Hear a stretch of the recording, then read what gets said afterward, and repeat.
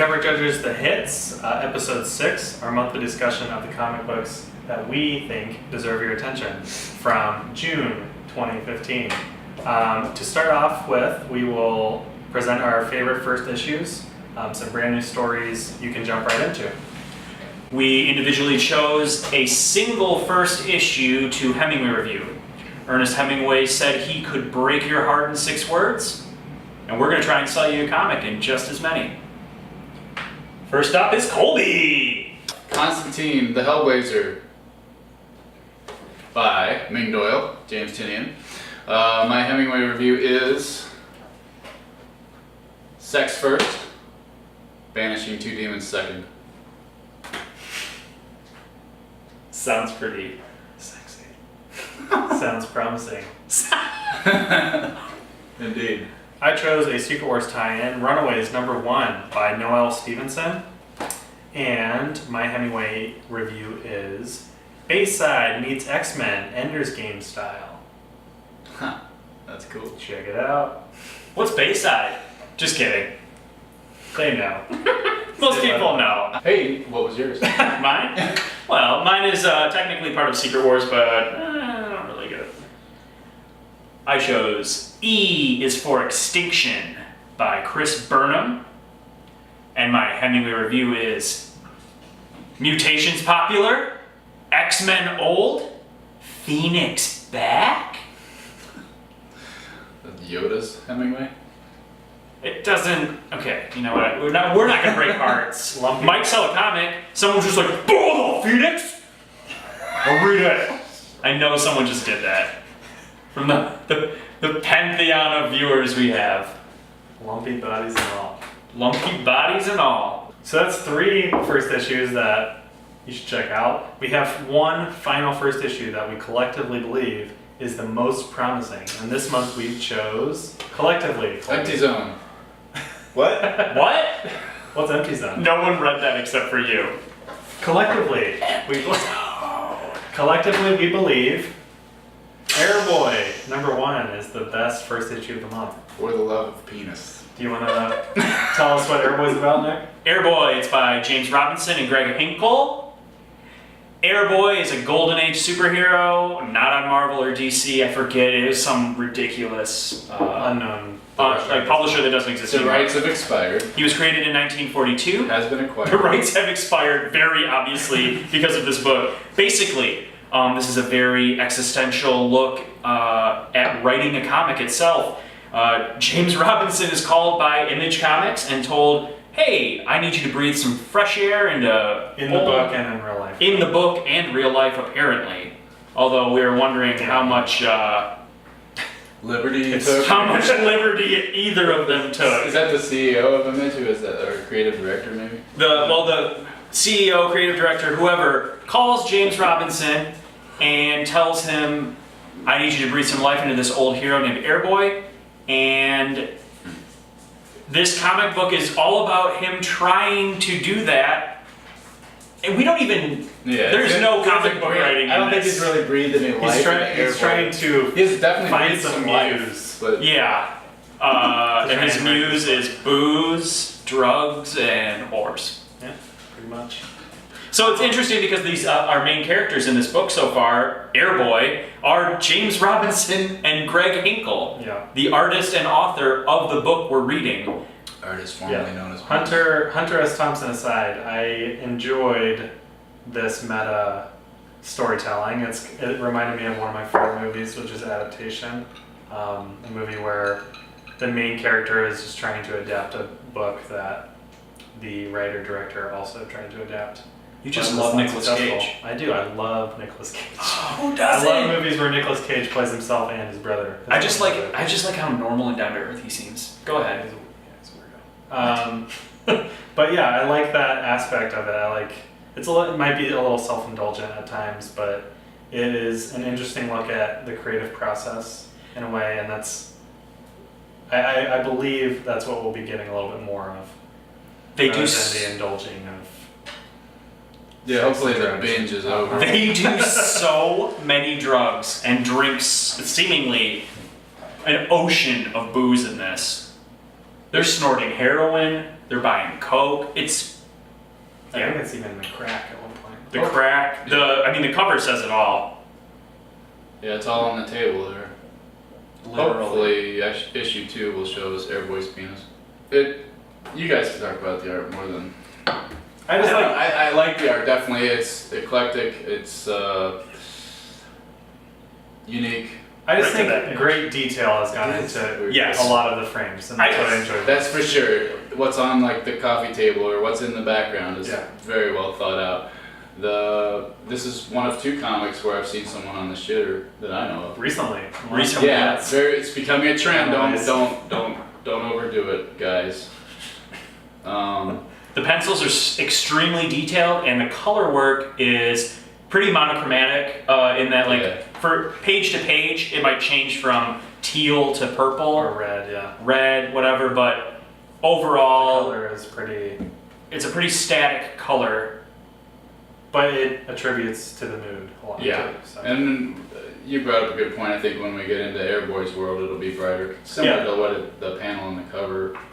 But yeah, Maybe, looking forward, I think I'm most interested in seeing these 2 worlds collide. At the end of this one, sorry for the spoiler, but we see Airboy confronting our 2 protagonists about what they've been doing, and he's full, bright, vibrant color. And then I think in issues to come, we'll see Airboy with a golden discovering golden era from the 40s, Airboy discovering what the world has come to. And then I think we see the 2 protagonists going to Airboy's world, the fictionalized good versus evil, bright color world. And that's Golden Age comic exactly. world. That's what excites me the It's most. kind of like Roger Rabbit. Exactly, yeah. Yeah. MovieReference.com. Minus the noir. Anything else on Airboy, guys? That's it. That's it, that's all? That's it, that's all. Alright, those are the first issues that we thought were the best this month. Coming up, we're going to be talking about some of our favorite comics of the month.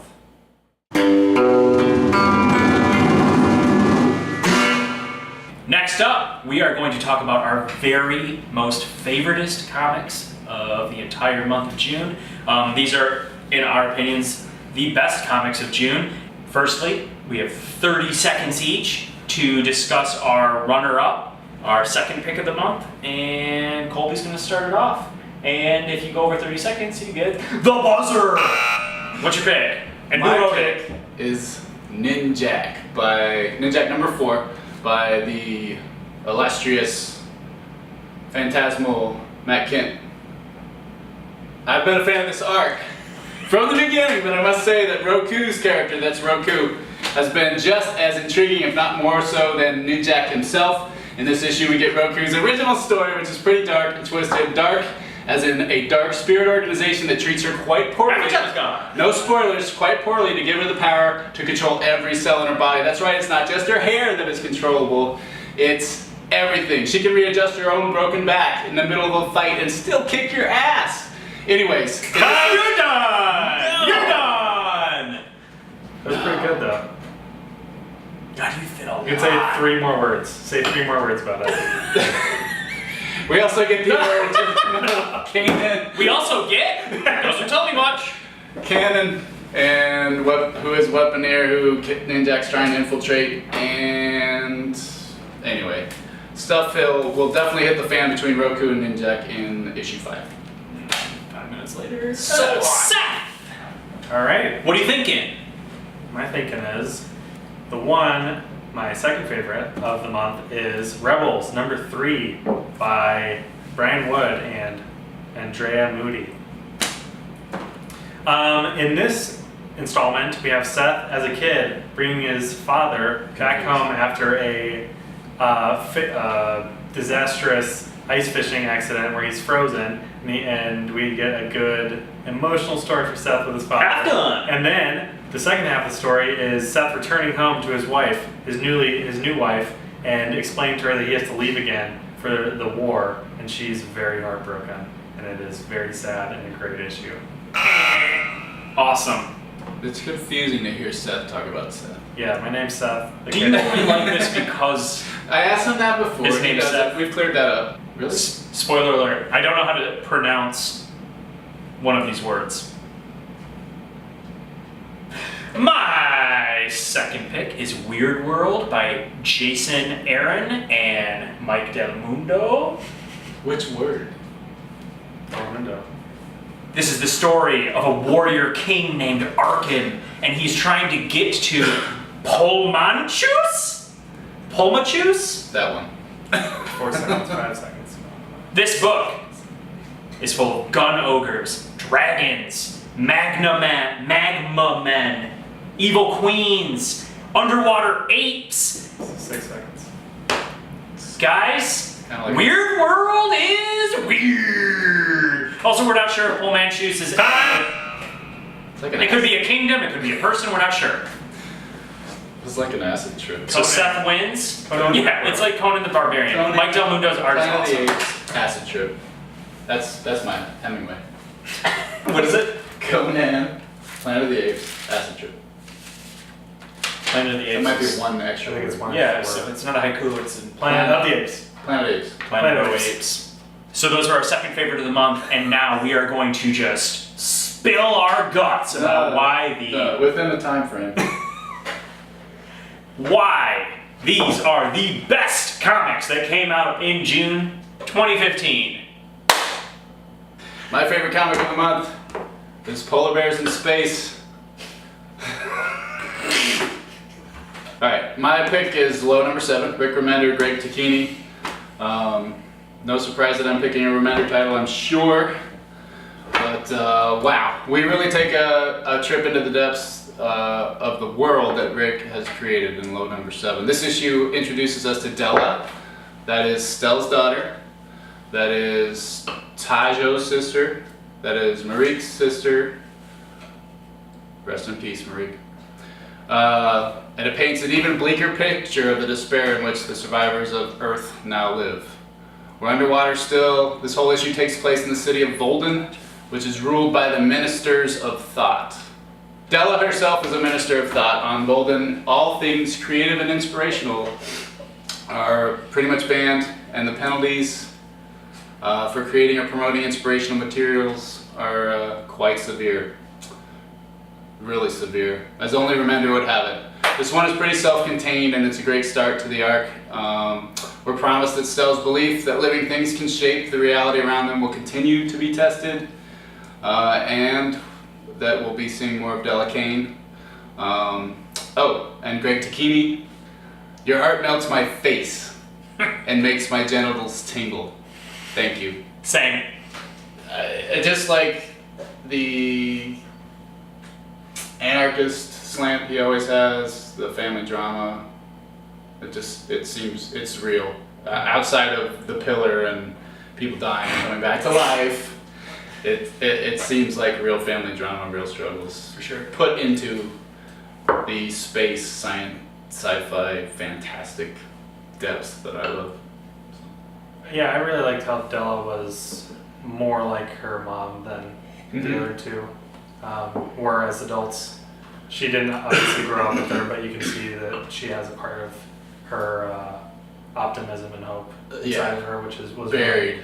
was really But yeah. nice to see. I guess we're eventually going to see Stella and her daughter meet up with Della at some point. Yeah, well, Tajo's looking for her now, because Yeah. that's in the end of 6, they split off, and Tajo went looking for Della. So that'll come. For sure. But we got to be ready for some shitty things to happen Yeah. every issue. Always. This one wasn't any different, I guess. You have Della and her significant other kind of get into a bad place. Yep. My number one comic of June 2015 was Saga number 29. And the reason I chose this was because I did realize that we've shied away from Saga on anything on this website because it was just a given. Everyone loves Yeah. Saga. It's great every month. We love it. But I thought this issue's pretty crazy ending. I'm not gonna, fuck. No, we're going to. Have you read Spoiler. it? Alright. Have you read it? I haven't read it. You haven't read it? Go ahead, do it. Oh. Go, Colby. go. You'll just have to cover your ears for 1 second. Okay. So, I don't know why I'm doing this, but for anyone who hasn't read Saga yet, it is a space opera about an interspecies family that is caught in the middle of a war between their respective races. And in accordance with the title, the story is very epic, with splintering storylines from this main family. And nearly 30 issues in, Brian K. Vaughan is still expanding this world, adding characters that are important to the story, and including in each issue just segments of 3 or 4 stories each issue. So this one, there are 3 storylines going parallel at the same time, but we're just going to talk about one of them, the most important to the issue. Let him earmuffs before you say anything. Yeah, I will. Okay. If you plug your ears and hum, you're good. We have No? 3 characters: Gwendolyn, the brand, Gwendolyn, the brand, and Sophie together trying to collect dragon sperm to save Yes. the Will, Who is the brand's? who is the brand's brother. At the end of this issue, Sophie is left alone and the other 2 die. I from heard this that. dragon. It's all good. I'll read it. Fuck. Well, anyway, that's what happens in this issue. It's crazy. It's insane. It's another good That was punch. a spoiler. It was like, I this is pretty good. led this with many spoiler warnings. So if you were spoiled by that, it's your own fault. You should have been holding your ears a little bit. Sour a little bit milk, tighter. baby. shit rocked me. It was rough. What's gonna happen to Sophie after this? I don't know. She is left with Lion Cat and Sweet Also, Boy, which is good for the fans of those 2 animals. But going back to just why I like this book so much, is that just epic scale while also dealing with just family dynamics. And Brian K. Vaughan has just a great way of introducing characters that we care about, have motivations, singular motivations, rather than just searching for something or helping someone out. They have their own focus. And yeah, there's been characters introduced that are bad guys that we grow to love, and good guys that we actually hate, and it's just a good story, and Brian K. Vaughan's at it again.